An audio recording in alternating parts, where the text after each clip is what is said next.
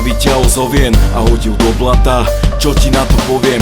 Ďakujem ti, že ťa zaujíma ako žijem. Potom sa čuduj, že polka Slovenska chlastá pije. Všetkých si nás pohádzal do tejto utopie, kde namiesto pomoci ucítiš útok zmie. Všetci ste zmie, toto je začiatok konca. Už ma nebaví len postávať jak poslušná ovca. Ďakujem ti, že pomáhaš, kde sa iným nedá. V očiach smutok, lebo šťastie si dávno zapredal.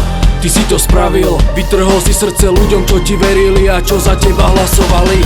Tie hlasy počuješ náreky, no v hrudi bije srdce zamrznuté na veky. A práve ty si jeden z tých, čo majú v rukách osud ľudí, z ktorých zámerne urobili ste bezprávnych.